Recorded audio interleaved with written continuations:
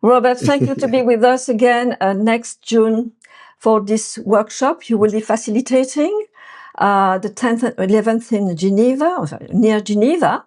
And the title of this workshop is Regain Balance in the Face of a World of Turmoil. May I ask you a question there, Robert? Balance, turmoil. What essentially needs to be transformed to get to that balanced state from that turmoil state we are in? Yeah, well, first of all, I think in order to have balance of any kind, you need several things. One is you need a center point, right? Without a center, there's no balance. So we need to find a center point. And then to have balance, we also need awareness of how close or far away you are from that center point. And that awareness, of course, creates feedback. And the feedback is what helps you to make an adjustment. So I think these three things are key. Now, the other aspect is to be able to find that center point. We need to be able to have, some place of stability. So the opposite of turmoil is stability. So one key is going to be finding stability.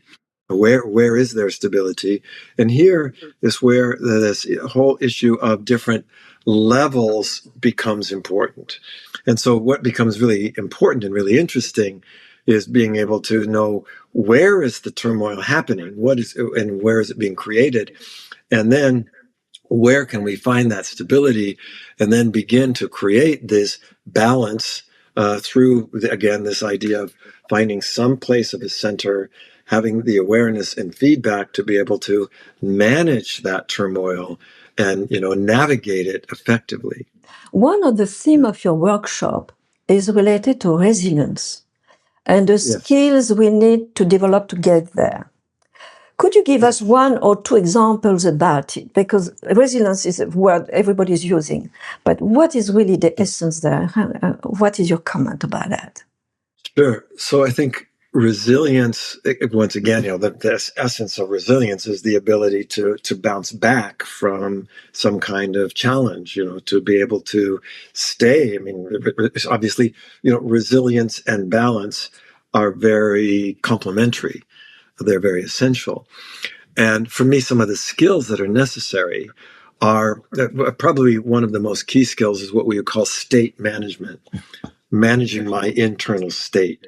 Because once again, if we think of what is it that creates turmoil, the things that create turmoil are things like overcorrection, like paralysis. I can become paralyzed when things are turmoil. I can sort of overcorrect. I can panic. And so one of the key things is I've got to be able to manage my internal state. And then I've got to be able to connect to resources. Another key aspect of what helps is, what we would call is the ability to use multiple intelligences. One of the key areas of balance, in fact, if you think about it, between when we are in turmoil, is the balance between something like logic and emotion. We need to be able to bring those things into balance. We're going to need both to be able to respond effectively and to have resilience. And so what kinds of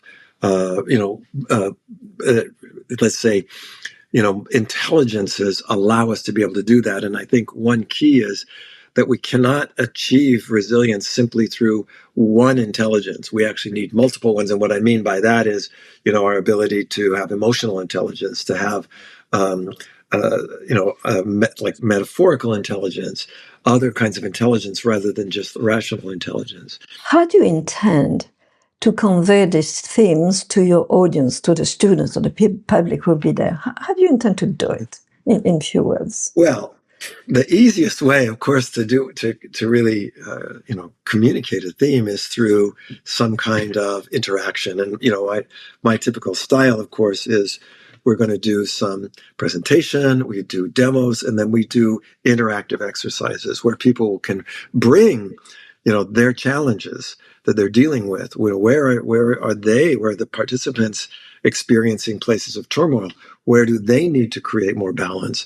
And we'll be working with that through, once again, there'll be certain principles.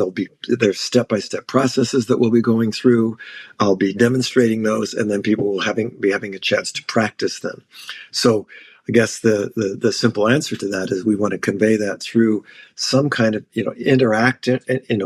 group interactions with one another, where they can really put these principles into practice in their lives. So this is a very as it say, it's a very hands-on class that we want to do, a master class. So yeah. And of course, I'm giving examples too of how this has been applied in real life situations. Thank you very much, Robert. I'm looking forward to meet you soon in June, the 10th and 11th of June. And I wish you in the meantime all the best. Thank you very much. Thank you. Thank you, Robert. Thank you.